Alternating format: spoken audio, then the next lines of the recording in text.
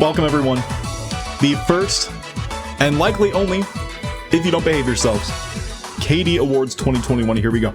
You know, I thought for a while about how I wanted to structure how we set this up. Wait, is it cringe if I look at the camera like, welcome everyone? Dude, that shit would piss me off. Whenever people look at the camera like this when they talk, it just bothers me for some reason. I thought for a long time about how to structure this. I'm not gonna do it. Look me in my eyes. That was fun. We are gonna go kind of like a roller coaster. We're gonna start at C tier. We're gonna go C and then B. Gonna kind of ease into it a little bit. But it's not gonna be straight up or straight down. We're gonna go C, B, and then we'll go D, F, get the real stinkers out of the way, and then end on a high note with A, and then finally S tier. Start with D for David Kuhn. One day soon you'll be banned, and that will be a glorious day indeed. First of all, I feel the need to kind of give a preliminary run through of what all the different tiers mean. C is a game where it's not a bad time.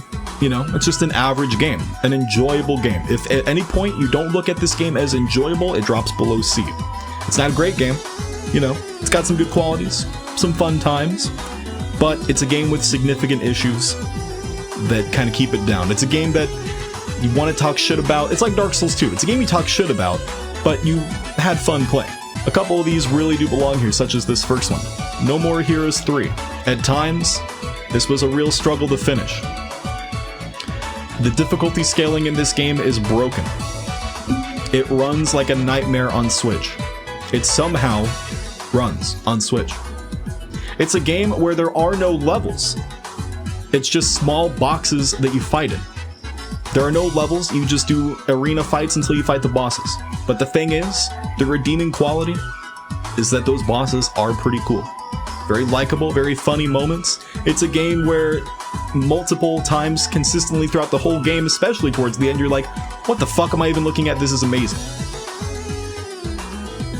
But at the same time, maybe this should be in B. Nah, I'm not putting in B. The Switch really holds this game back. It's a shame. The Switch holds it back. It's really repetitive. The difficulty isn't done right. At normal difficulty, the game can just be blown through. And on the difficulty one step higher, you're getting one shot out of completely nowhere, and it's not fun. When I look back on my time with this game, I had a good time, you know. It is what it is. I'm glad I played it. Man, the thing is, B tier, here's the thing. I don't go out of my way to play bad games. With that being said, Nickelodeon All-Star Brawl is going in C tier. This is a game that really has no right at all to even be this high. It costs too much, it has no voice acting, and it looks and plays like shit. However, this game is what you call kusoge. Kusoge is Japanese for shitty game. Like, you remember Cheetah Men? That game is shitty. Remember Shaq Fu? Those games are so shitty, but yet you go back to them because there's a layer of enjoyableness. This game is made by competitive Smash fans and for competitive Smash fans. You can do crazy shit, and I found myself being surprisingly having a good time.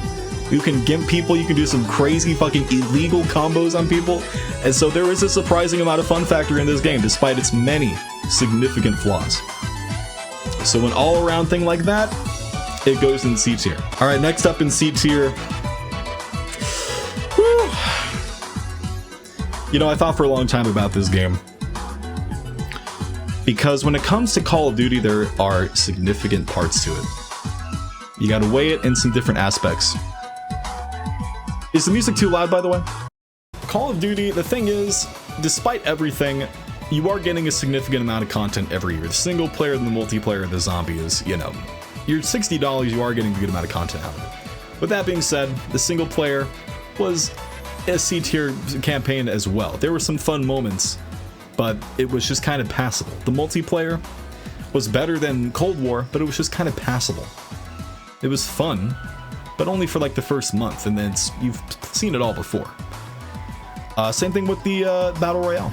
But the zombies, oh my god, and if the whole game is consistently like that, we might be looking at a B tier Call of Duty, but the zombies, oh my god, I fucking hate the zombies in this. I can't believe what they did to it. It was horrible. I barely finished one match. I'm not gonna get deep into it. It's going in C tier. not a bad game, not a bad Call of Duty overall, but not a good one. After that, man, this is a game that, listen, if this is a YouTube video, this is where the dislikes start rolling in. It's a game that I was excited for and have been excited for like over a decade. Since I was a little kid, I was hoping they'd make a sequel. When I finally got my hands on it, I was going to sleep. It just didn't do anything for me. And I recognize that for a lot of people, this made them very happy and it was a good game. But for me, I really didn't enjoy the new Pokemon Snap. I thought that the way they structured it, where you had to repeat levels over and over again to progress, it feels like the biggest obstacle they face with making a new Pokemon Snap is like, how do we make it worth $60? And so you repeat all the levels multiple times to refill an experience gauge, and there's little differences, but I feel like, why am I grinding in a Pokemon Snap game? That's how I felt playing this. I don't know. This is just me. You can call it a trash opinion, trash take, but yeah, it's a shame. I wanted to rate it higher, and maybe I'll turn around on it, but honestly, it just didn't do it for me.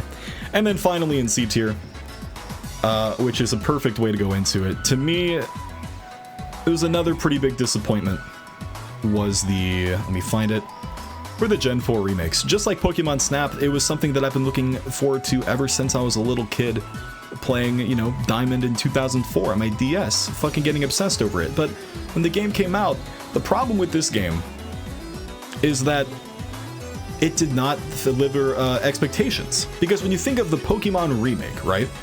Think of Heart Gold and Soul Silver. Think about, you know, Omega Ruby and Alpha Sapphire, and, you know, of course, Fire and Leaf Green. What do those games represent? You're taking the original game and elevating it to what's possible now. Heart Gold, you had twice the amount of Pokemon, all the stuff you could do, all the new features, all the new technology. Omega Ruby and Alpha Sapphire, you're playing almost a different game, but they completely switched up their approach for this one and just literally did a one-to-one remake, which is serviceable, but you're just playing the exact same game. It's not what you expect after the other remakes. What people really wanted was take the old game, but make it feel like a new one. And honestly, you know, I didn't like Sword and Shield that much, so maybe it would have been even worse if they turned out that way. So I feel like they played it safe with this one, but they played it a little too safe. It's not a bad game, but it's a disappointing game. It's a shame. All right, what's next? I think that's all for C tier. B tier is pretty heavily loaded. How do we describe B tier? B tier is like the kind of games that are really fun, kind of games that you play and go, yeah, that's pretty good, but there's some undeniable problems that need to be fixed. You can't ignore them. Or games that, you know, you look at, you had a good time with, but there's certain parts of it where you just got a bad taste in your mouth. And that's how I feel about Resident Evil Village. I think Resident Evil 7 was a great game. It was a really good reboot. It managed to be the most game-like Resident Evil, while still taking that first-person approach. If Resident Evil 7 is a classic Resident Evil remade, they definitely went for Resident Evil 4 remake with Village, obviously. But the problem is, it just wasn't that replayable. You have so many long, unskippable cutscenes, so many walk and talks. You have to play so long before you get into the actual game. There's that whole horror section they do, which first time playing, it's a really good section, but the replayability really suffers because all I want to do is grind out these guns. But I have to play through that section every single time. Of course, they can't make you skip that section. But, you know, despite that, this game is really enjoyable. Really good boss fights. I thought, you know, it was enjoyable for when you did play it. There's some good design to the monsters, the bosses. I thought there was a really good amount of enemy variety, which was the worst thing about Resident Evil 7 was there were only like 3 or 4 enemies, right? So many different enemies in Village. Honestly, the last hour of this game I fucking hate. I'm not gonna lie. As soon as he stepped into that mech, and everything that happened after, I was like, good God, just turn this shit off already. Maybe that's just my bias as like a longtime Resident Evil fan, but that really disappointed me. So, really good game. It's gonna sit in B tier. I actually didn't play Deathloop, so that's actually not on this list. We're heavily underutilized. Yeah, I'm surprised that they were only for a section of the game. The game definitely peaked at that moment. Oh, speaking of games that peak early.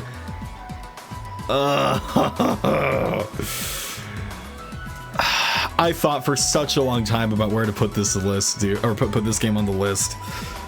Oh, I can't believe I'm putting it in B tier. Oh, I want to put it in D tier so badly. Oh God, why am I putting this in B tier? Man, fuck. This is the thing. Tales of Arise, dude. I recommend everyone play 30 hours of this game, and then you're gonna hit a point. You're gonna hit a turning point.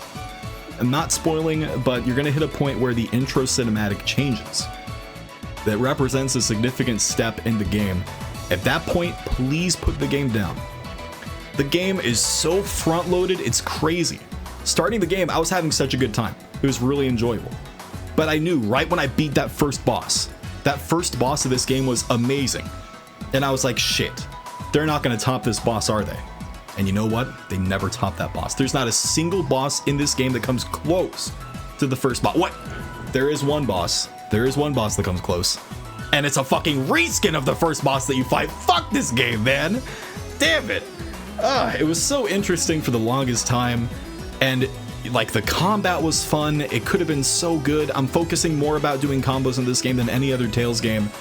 But then the further you get into the game, you start to realize the AI on my team is such dog shit. Law is running straight into every enemy, has no regard for human life. The boss will jump up, make a huge red telegraphed field of its attack, and you'll run out of the way and just watch as your whole team gets wiped in front of you. It's fitting that this happens in the game where you no longer can play multiplayer unless there actually is a really brilliant mod you can get to play couch multiplayer. Why is there no online multiplayer for this? What the fuck are they doing? Such a damn shame. And like, the thing is, every fight in this game towards the end, past a certain point, becomes, if you're having trouble on a fight, you look up a guide, literally everyone is just, man, this fight's really hard. Make sure you have a lot of healing items, make sure you have a lot of CP. Every fight in this game just becomes a DPS race, so you can kill the boss before it wipes out your whole team, and you run out of healing items. That's literally all it is. It's such a disappointment. Why is it in B tier? I don't think I should have it in B tier. Man, fuck this game. Now I'll put it in C tier. Because I'm putting it in C tier. Fuck it, I'm not putting it in B tier. You know what game I'll gladly put in B tier? Guilty Gear Strive. That was a good-ass game. That was a really fun game. Sadly, I'm saying was. I haven't played this game in so long since it's come out. The DLC for this game has been so sleep. Like, Gold Lewis comes out. Totally not my kind of character. Jacko comes out. I don't really care. The other guy comes out. I don't even know his name. Viken comes out, and I'm excited for that character, but it's probably going to ruin the game. Like, it just didn't have that staying factor. I think it's fun. I think it's well made, but it's not really a... it's not a very exciting game for me. God damn, we have a lot of games to go through. We gotta start rapid fire. Next on the list for B tier... Oh, hold on. Ratchet and Clank: A Rift Apart. I actually beat this just a few weeks ago. I thought it was alright. Some fun moments. Some fun guns. An all-new reason to go back on Pixiv. Look at some art, if you know what I'm saying. But, it just got really repetitive. There's a lot of different guns, but they all just kind of do the same thing. Like, once you get to the point where you have the macro, right? You do this gun, this gun, this gun. You've got the little goons on the ground. You got the turret in the air and the sky, and you got your bazooka. Once you get that combo, that's all you do for every encounter in the entire game. It doesn't really push to another layer of complexity. And while it's definitely the best looking game, they push boundaries like crazy. The ray tracing in this game is fucking wild. You can anytime go into photo mode, get right up on Ratchet's eye, and you can see a reflection of the entire game in his eye. It's crazy. I just wish they would have pushed the series as far as they pushed the technology for this game. Still a fun game. Sure as hell ain't worth $70. No, fuck. Absolutely not. Get it on sale. But it was fun. It was alright, you know. It was fun. Alright, next up. Yeah, I'll put it in B. Nah, I think I'm going to put this game in C tier. It's in B tier on my cheat sheet, but I'm going to put it back to C. Skyward Sword. It's a similar situation to Tales of Arise. When you play Skyward Sword and you beat those first 3 dungeons, you're good. Put the game down. This game is disrespectful to the player. So much backtracking. So much meaningless meandering. go here, get this item. Wait, now you're gonna do a stealth section. Oh, you got the item. Now we can, oh, but before we can use it, you need the gears for the fucking propeller. Now, go back to the same level again. Oh, the whole forest. Wait, and there's so many times where the people are like, you know what? I think one final test is in order. Let's put in a mandatory swimming level where you get 80 musical notes. You know, this game has some really good high points and some really good dungeons. In a lot of ways, it's the most Zelda-like Zelda game. But it's weighed down so heavily by the back half of the game that I can't recommend anyone play past a certain point. And if you can't recommend the whole game, then what are you doing above C tier? That's just me. The final boss is good, it's fun, but it's just not worth suffering through, you know? About the gameplay changes? Oh my god, fuck, you just reminded me. Dude, the game came out 10 years ago at $50, they release it at $60 with no changes. The only one change is fast travel, which they lock behind an amiibo that they're also upselling. The amiibo is the same size as $15 amiibo, but they're selling it for $25 because they know you're gonna buy it. Fuck Nintendo, dude. Yeah, it's going in C tier. Excuse me.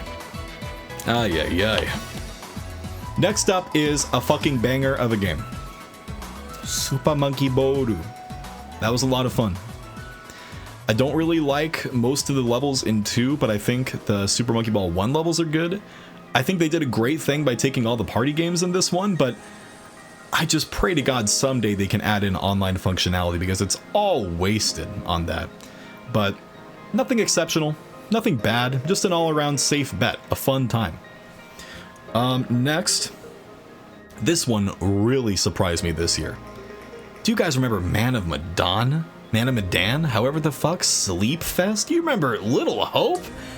Good God, one of the most insulting stories I ever played. Fuck that shit. Thankfully, House of Ashes turned out to be pretty alright. Let me pull up my Steam review I did for this game. I feel like I summed it up pretty well. Which 22 people marked as helpful, by the way. Let your guard down if the past game scared you off. It's more than army dude bros fighting monsters, and the plot will not turn out to invalidate everything and all be a dream or hallucination. There are some decent characters, exciting moments, heavy atmosphere towards the end, and a really good finale that comes full circle. There's a twist, but it doesn't overcomplicate itself, and the story reels itself in nicely. I should note that I'm hesitant to describe this as a horror game at all. I struggle to even remember if there was a single jump scare, and the tension only comes from trying to nail the QTEs, which are surprisingly difficult in this one. However, given that the past 2 games attempted horror was filling them with the cheapest, lamest jump scares you've ever seen, I'll say this is truly a positive. I'm shocked to say this, but I'm surprised to see what Supermassive does next. Bravo. Man, that's a banger of a Steam review. I'm pretty well spoken when I try to be. Ebola 2? Okay. Ebola 2 is not on the list, but it's going in S tier, okay? No matter what I say on this list, just keep in mind Ebola 2 beats everything, alright? I didn't really know where to put this one. I don't even think I should have put this on this list. I thought it was alright. It was fun. It wasn't bad. I didn't give it a lot of time, but, you know, it was fun. It's just a shame that it's only on Epic Games Store because, I don't know. I just wish I would have had it on Steam. I've never had a problem with the player count, but I feel like the player base definitely suffers because of it being on there. Here's a game I feel pretty mixed about. I don't know if you guys have played this or heard of this. Everhood. It was fun. You know, I thought it was good. A lot of people really love this game. I just can't get past the, it is 1,000,000%. This game would not exist if Undertale didn't come out. It has so many of the same, like, exact sprites. It uses the same font. So many of the story beats are literally the exact same, and it's in broken English a lot of the times. You can tell. In certain regards, story-wise, thematically, it's a fucking capitalizing on that success. If you can get past that, sure, enjoy the game. Really, you know, good mechanics for a game. It's not really a rhythm game, but the way the gameplay, I don't think I streamed this, but the way it, like, evolves itself over time, you're really excited to see what it does next. And it's got a pretty good ending. Got some pretty good super bosses. You know, you got a good amount of content for your money too. So, not really one of the best games I've ever played, like a lot of people say, but I thought that was pretty good. Did you guys play this at all? Let me see. Man, Madonna had a sick ending. Okay, moving on. There's one more game in B tier. I don't even think I should rank this because I didn't put a lot of time into it, but for what I played so far, this is pretty fun. It's pretty brutal. You can only save at save points. There's no auto save. I put in like 3 hours in between 2 save points. Random fight. They hit you with an insta-kill. This game still does that shit where if the main character dies, it's game over. They hit me with the one shot out of nowhere. Nothing I could do about it. Game over. It's a very brutal, no sanded edges at all. It's a rough experience, but that's why it's very likable to me and a lot of other people. I'm excited to play more of it, but pretty strong first impressions so far, so I'm going to put it in B tier. But nothing too crazy. All right, chat. I think we've talked about enough good games. All right. We've talked about enough good games for a bit. Let's reel it back a bit to the real stinkers. Let me find some appropriate music. Here we go. Yeah, there we go.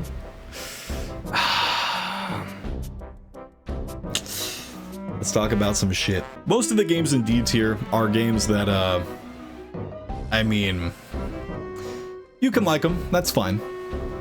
They're games that, here's the thing, D tier and F tier, most of these can't really be considered bad games. But the thing is, I don't go out of my way to play bad games. These aren't the worst games of 2021, but these are the games I dislike the most, that I found the most disappointing or otherwise just pissed me off. This game didn't piss me off, but boy was it a fucking disappointment. I don't expect anybody in this chat to understand or even know about Disgaea, but I'm a big fan of the series. This game was really a letdown. It's a Switch exclusive, and it's the first time the game went full 3D. That, in fact, was not a good combo. You can either pick between 720p at a fucking horrible 20 FPS frame rate, or you can get 60 frames a second on most maps, but it's literally 400p, the most ugly pixelated shit. They changed up the gameplay pretty considerably, where like in past Disgaeas the level cap was 9,999.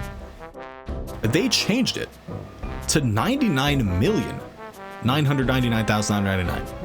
Every single stat is so incredibly inflated. Your level 1 character has like 30,000 attack on all their stats and everything. And the scaling of the game truly suffers. It is fucked up. If you stop and grind for one mission, you can get 200 levels on your character. If you reincarnate and do your stats right, all challenge is just erased. Like Disgaea 5 I played recently.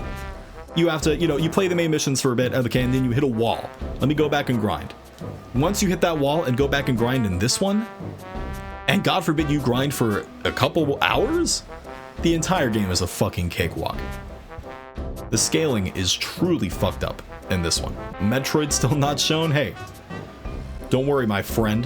I'm just playing. Man, this next game is another disappointment. I don't know what the fuck I expected from Mario Golf, but man, past the first week, it was just so sleep. I was done with it. The thing that really killed me for this game was when they added in a ranked mode. They added in ranked for online. I was like, all right, I'll fucking scrim it up. The game is already kind of low quality. The single player was also disappointing. It was, to me, I don't know, I'm not gonna get too deep into it, but they added ranked. And I get on ranked, and I'm cleaning the fuck up. One guy that was losing goes AFK, and the bot that took over is fucking a task bot, and destroyed everyone in the lobby. And I rage quit that shit. I was like, how do you want me to take a ranked game seriously? What if you're playing like League of Legends, and you fucking crush the enemy team to where the bot player rage quits, and then gets replaced by a faker level CPU that just cleans up the whole game and carries? Do you want me to take this seriously? I mean, it's Mario Golf, so maybe it's on me for wanting to even care about it, but I don't know. That game was just really sleep at this point. What do you expect from a golf game? That is true. That is true. Another game that disappointed, and feel free to skip if you're watching the video, because we're back into some weeb shit. The ReZero visual novel was such a wasted potential, dude. God. In a premise like that, where it's like you die, you go back to life, previously you try to figure it out. You have the premise where like, man, maybe I could really figure it out and I have all these different endings. There are no different endings. You go on one railroaded line through a pretty uninteresting story. There are no choices to make. The fucking, oh my god, this game was so long for no reason. Every conversation was like, hey, how are you? Oh, I'm doing pretty well. The sun's out. Why would the sun matter? Oh, and there was like a 20-minute dialogue about nothing until someone finally goes, anyways, what did you come here for? And then they talk about the story. Every single like dialogue in that game is supplemented by all this bullshit that means nothing. And I'm sitting here like just mashing X, like, please get the fuck on with it. It looks pretty. I'm glad they got all the voice cast. Such a disappointment. Squandered potential, dude. Oh, we're at F tier. There are two games in the F tier category, all right? There's a game that I think is the lowest quality game made this year. And there's a game that I think is my personal most hated game that came out this year. And I bet a few of you know what it is. It was such a waste of time.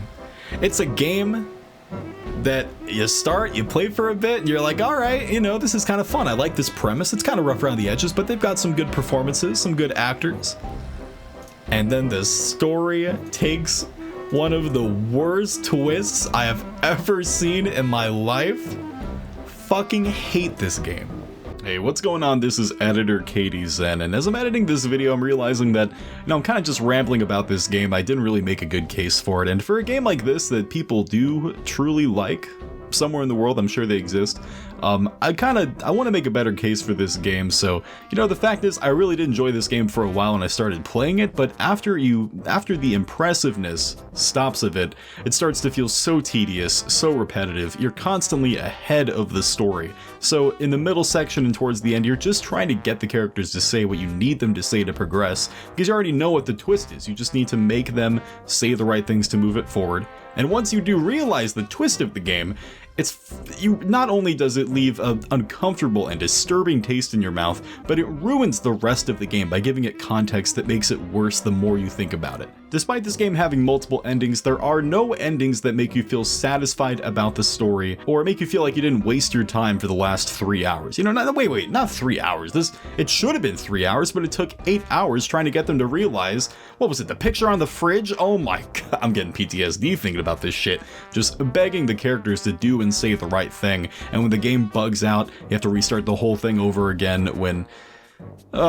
Dear God. I really do like the concept of this game, and I hope the developers take another shot at it and do it justice, but the story truly ruins this game. It was one of the worst twists I've ever seen. If you like this game, I'm not trying to upset you or piss you off, but you gotta be cool with me shitting on it. That's the deal. I'm not gonna put it as the very lowest this year, because one game that was so disappointing, so low quality, fucking menu, waiting for game simulator, we all know what it is. What a fucking disappointment, dude. Maybe it's gotten better since the launch, but I played it at launch. It was you could not get into a game. It was buggy. It looked decades behind, visually, any other Battlefield game, let alone a game that came out that year. Notoriously awful. So disappointing. I hope it gets better. And I was so hopeful for this game. Hype was so high. And now look where we are. What a damn shame. Anyways. Stop the Gruce music. What's some hype music that we can play? We find the Monster Hunter theme. Ooh, hold on. That's some good music. Monster Hunter theme 10 hours? Let's go. That's what I think it is. Uh-oh.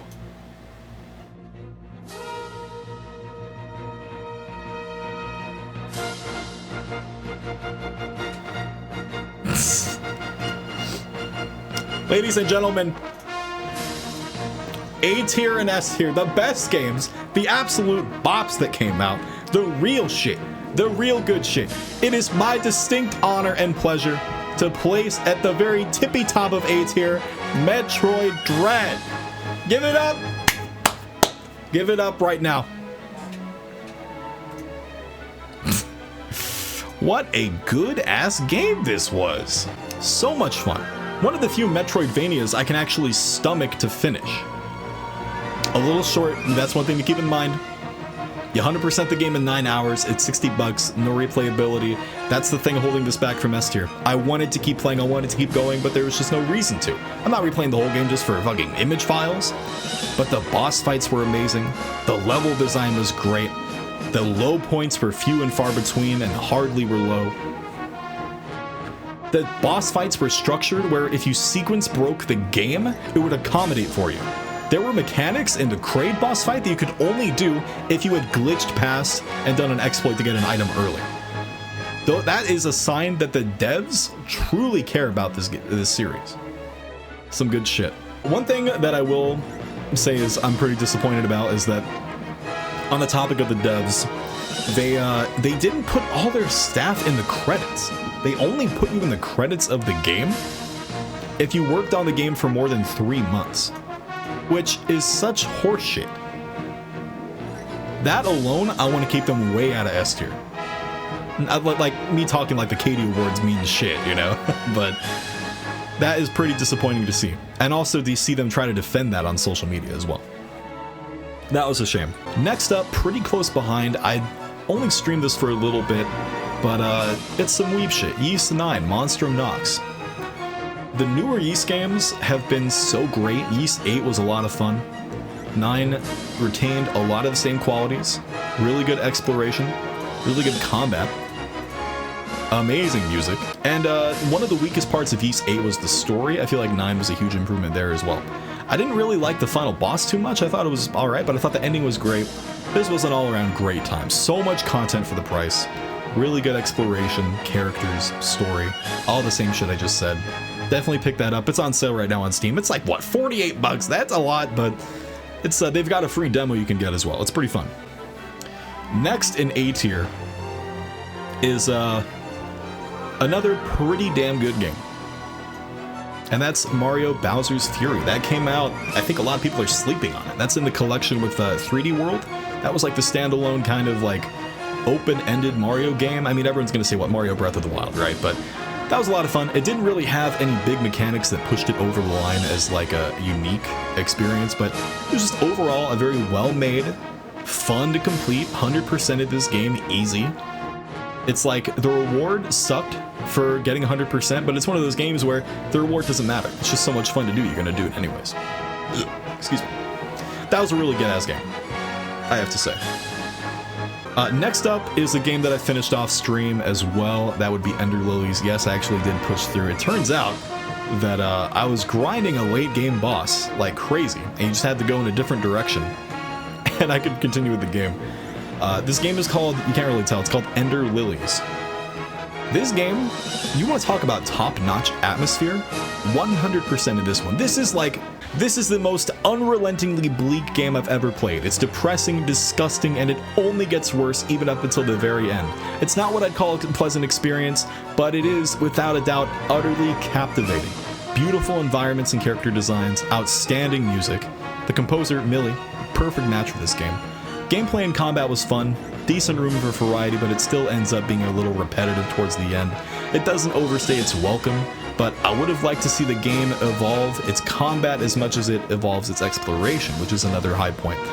I would have appreciated a bit more direction as well. I'm not talking about, you know, I don't want objective markers or anything, but it's easy to get lost. I had to put the game down for a couple weeks, and when I came back, I had completely forgotten where I was, and the map of identical white squares did little to help. Color coding or imagery alongside the squares would really help, like kind of how Metroid Dread does, where everything's color-coded and you can see each object, or how Ori will put the actual environments around the boxes so you can tell right away. This game is literally just white boxes in a row, and you need to like kind of guess where the places are and kind of remember.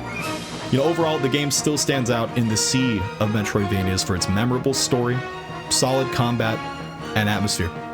Highly recommended if you can stomach it. Ooh, that's a good line. Man, I'm good at these Steam reviews, dude.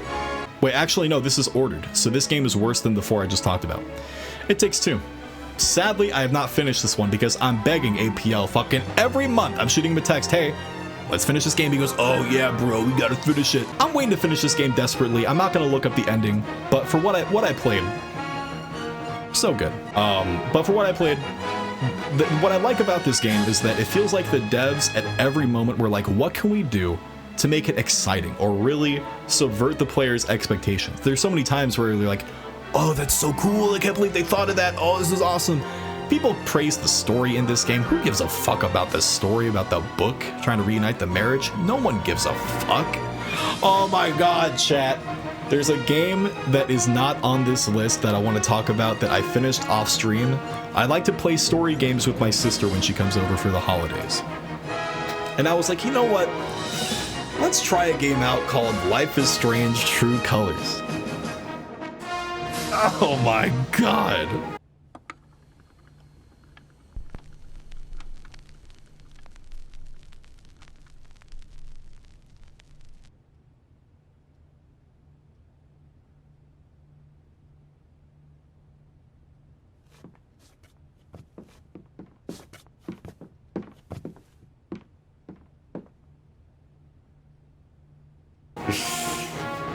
Oh, that was awful.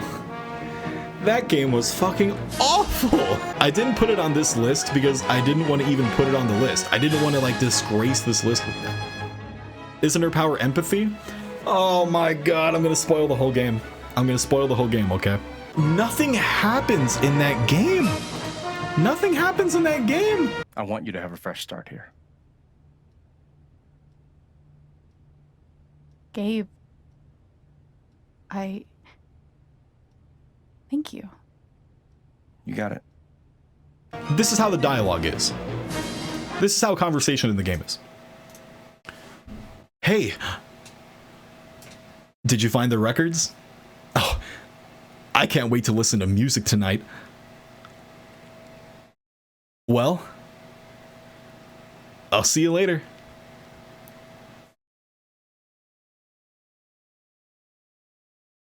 Oh, hey. Bye. That's how every fucking conversation is in that game. It's a game that does not value your time. We were playing that shit, and the story was just about to get at least somewhat interesting, right? We steal the USB from the woman, and we're like, okay, we're gonna investigate this USB. Oh, the USB is password protected. I'm gonna give it to my friend. She's a tech whiz. She'll get it cracked in no time. Well, what are we gonna do while we wait? We're gonna do a fucking LARPing section where the game literally turns into Final Fantasy and has, oh my god, the whole game is so cringe, dude. They're playing it, and the guy will go, oh, I took 2 points of damage. And they're doing like the Final Fantasy movements, and they're just wasting our time entertaining this little kid with a LARPing section. And it's like, oh, we need the 3 crystals. And the whole time we're playing it like, what the fuck are we doing? I just want to know what's going on with the story. We find the first crystal, and the bitch says, oh, you want my crystal, don't you? If you could bring me a scale of the magical fit. And we both look at each other, we're like, fuck this game. Turn the game off. We watch the rest of it on a cutscene movie. The cutscene movie, the entire game, was 5 hours long, and we watched that shit at 2 times speed and still felt like it was too long. There is so much that you can just cut out of that game. Nothing happens. Jed will kill me if that happens again. Sure thing.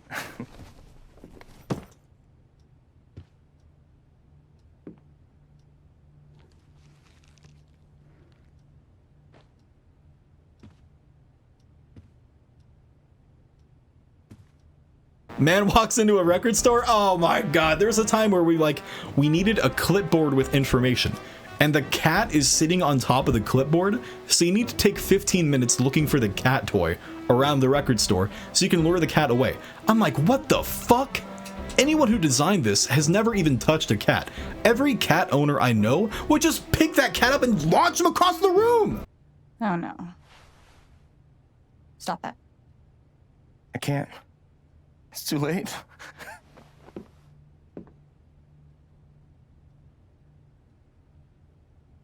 And the ending of the game is so shit. I'm gonna spoil it. You ready? I'm gonna spoil it. The ending happens. Random plot twist where the bartender shoots you in the head, and it's revealed that he did some murder. And you walk up and try to expose him in the middle of the town hall meeting, which is 5 people in a room because there are only 5 characters in the game.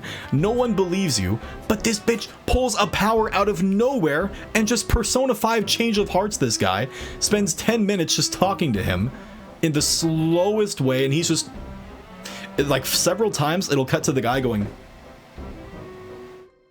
Then you'll finally know how strong you really are.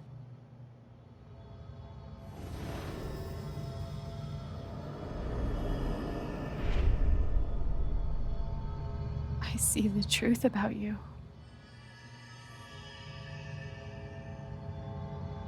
You hate yourself. You hate what you did in the past. You hate what you've done to keep it secret. And the more you deny that hatred, the worse it grows. I know who you are. I've seen the worst parts of you.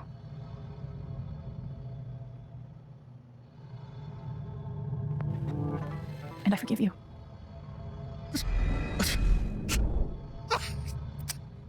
And she'll be like, it's okay, I forgive you. And then it cuts to real life and goes, no! And he confesses to everything he did, and the game ends.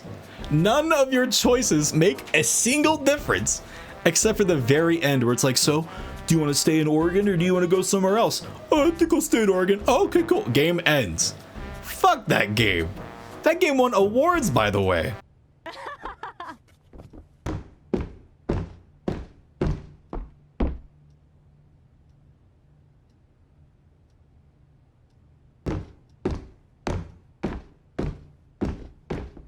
These are games that I've started and not finished, which is something that happens unfortunately a little too often. I don't finish game. It happens here and there with a couple games. I start and just don't finish it. Scarlet Nexus I'm really liking so far. Kena Bridge of Spirits I'm really liking so far. Guardians of the Galaxy I think is pretty good so far. Persona 5 Scramble I think is pretty good so far. Bravely Default 2 that's pretty good so far. Returnal, I think it's pretty good so far. Listen, I've finished games, all right? I promise you I finished games. I do.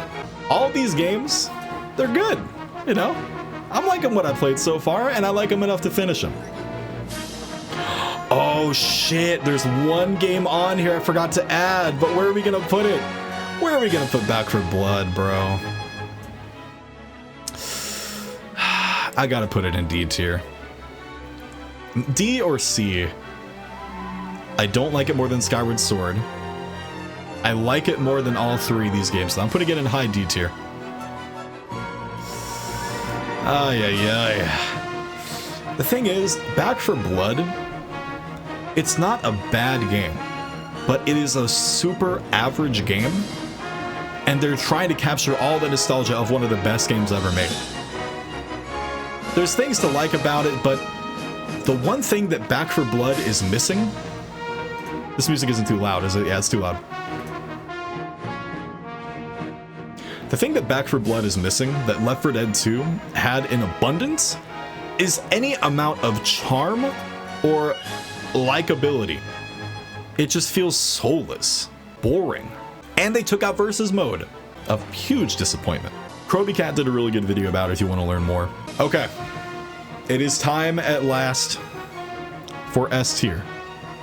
Also, there are a couple games on this list that I want to try that I haven't even played. I don't know why I put them on the list. I want to play this, and I want to play this. I don't know if this is good, though. I don't think it'll be good. But I want to play Inscription. I hear it's really good. Alright, there are two games that came out last year that are S tier. I will start with a game... I remember seeing the announcement for this game on my phone at 2 a.m. and I could not believe it was real. I thought it was a joke. I didn't even believe it for the first hour I saw it. I thought it were trolling. But it was real, and goddamn was it amazing. Nier Replicant, the remake. Oh my god. The thing is, I don't know if I like it more than Nier Automata, which is really weird to say. It's such a unique game. It's such a special game. Such a unique, captivating story. And they took a game that, like, everything was good in the original Nier, but the combat and the playability was so rough. And they completely changed it. They took Nier, the original, completely redid the visuals, redid the voice acting, enhanced the music, which honestly, I'm surprised to say, a lot of the songs in the remake actually hit better than the original. And they completely redid the combat system. They partnered with the guy that's the head of the combat in Platinum Games to work with it, and goddamn does it show. That was so much fun. And the new ending they added in, I was so worried they would ruin it. I knew what it was going to kind of be because I read the book that came out that explained that ending that was always cut content, but it ended up being like, holy shit, I can't believe the game didn't have this in the first place. so damn good. I want to replay it. It's the kind of game you beat and then you just play it all over again. There is one game this year that topped everything on this list. It completely blew me away. What music do we play for this? What music do we even play? What could capture this theme? Oh, this might be a banger.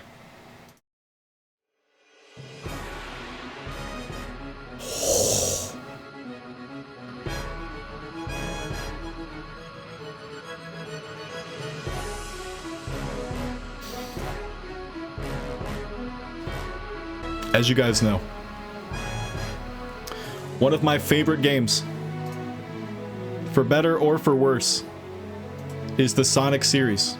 I have a soft spot ever since I was a young boy. But they have just consistently been dog shit after dog shit. And they announced a new Sonic game this year called Sonic Frontiers, and I want to be excited, but I just know I'm talking about a history of oppression. It looks promising. And it looks promising because they're just doing what they did in that fan game, Sonic Utopia, where you have all these really open levels. You know what I mean? So it's very promising. But what if I told you there was a game out there right now that is literally Sonic Frontiers? Huge open levels, freedom of exploration, great movement, great soundtrack, breathtaking boss fights, and a really surprisingly good story that hits you. You get fucking hyped. You want to stand up by the end of the game. Standing ovation. This will go down one of the classics. I'm going to play this game every year, at least once. And that game is FIFA. I'm just playing. That game, oh boy, Solar Ash. At long last, Hyper Light Drifter finally gets its follow-up in the same universe, and it came out, and I was skeptical. It's been coming out for so long now. You look at the trailers in the past, and the game looks completely different. But goddamn, what we got was so much fun to play, and I'm so glad it's out. That was such a good game. Sadly, it's only on the fucking Epic Games Store, so no one knows about it. No one knows about it. No one's talking about this, dude. Maybe I'm in the minority. But to me, this game really hit home. It ticked every box. And the thing is, they truly saved the best for last in this game. The whole last level, I'm sitting there like, just looking around like, this is fucking beautiful. Like, this is incredible. How did they do this? Highly recommend. Only downside is that it kind of has a little Metroid Dread going on where it's $40 instead of $60, but you 100% the game in about 7 to 8 hours. It is short. And part of the reason it is so good for replayability is because you just want to keep playing more. But you can't because you played everything. I would love if they did DLC for this or another game that kind of expand on the playability of it. But this is my game of the year for 2021 is Solar Ash. A huge hidden gem that I recommend to everyone. This concludes the first annual KD Awards. Thank you for joining me, everybody. You can clap it up in the chat. Round of applause.